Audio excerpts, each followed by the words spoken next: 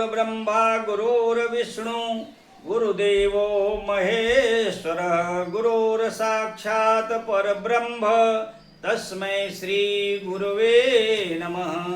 भक्तजनों, मेरा नाम ब्रजभूषण आर उपाध्याय, ज्योतिषाचार्य, यज्ञाचार्य, वास्तु शास्त्र विशेषज्ञ। भक्तजनों, आज की वीडियो का नाम है कल की अवतार, कलयुग का अंत। जैमिनी सूत्र एवं वेद सागर के अनुसार कलयुग का आगमन भगवान श्री कृष्ण के परम धाम के समय से उत्पन्न हुआ। किक्टेशु के अनुसार भाद्र कृष्ण पक्ष त्रयोदशी तिथि दिन रविवार अश्लेखा नक्षत्र व्यतिपात योग अर्धरात्रि मिथुन लग्न में कलयुग की उत्पत्ति हुई है। कुल 27 नक्षत्र हैं। सप्तऋषि एक एक नक्षत्र पर 100 वर्ष तक रहते हैं। उस समय सप्तऋषि अश्लेखा नक्षत्र पर थे। भगवान केशव के परम धाम के समय कलयुग की उत्पत्ति सर्वशास्त्र मान्य है। मनुष्य गणना के अनुसार इस युग की आयु 4,32,000 वर्ष है।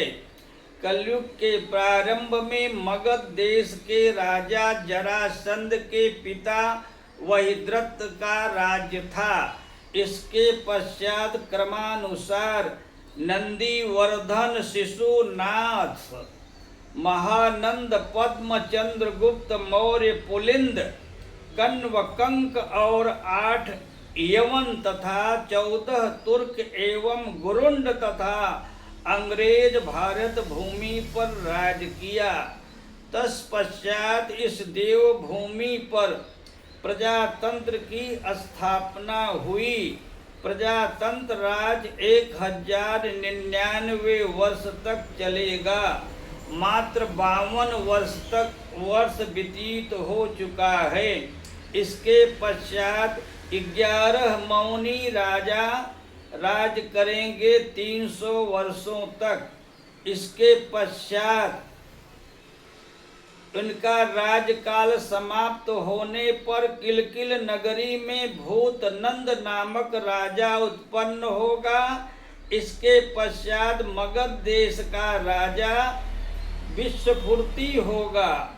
वह सब ब्राह्मण आदि उच्च वर्णों को मलेच्छ जाति में बदल देगा।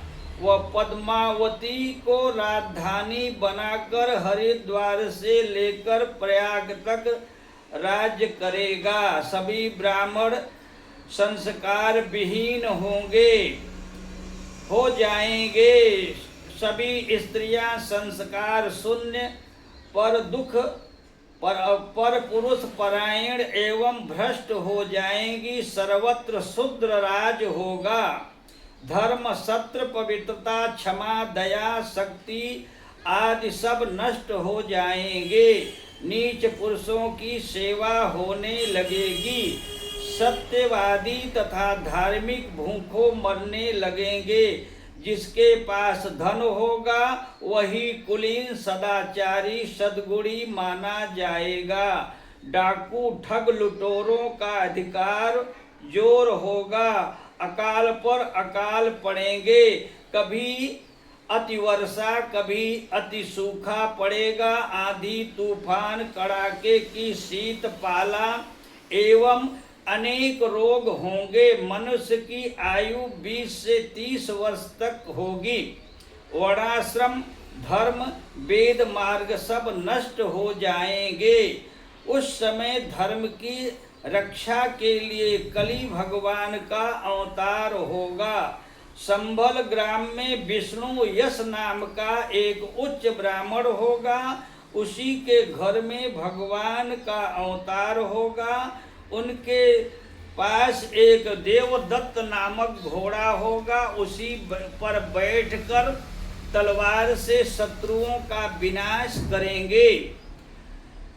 इसके उस समय चंद्रमा गुरु बृहस्पति एक समय कुख नक्षत्र में प्रवेश करेंगे। उस समय शतयुग का प्रारंभ समय होगा। भक्तजनों, कलयुग, कल की अवतार कलयुग का अंत भाग 1 समाप्त हुआ।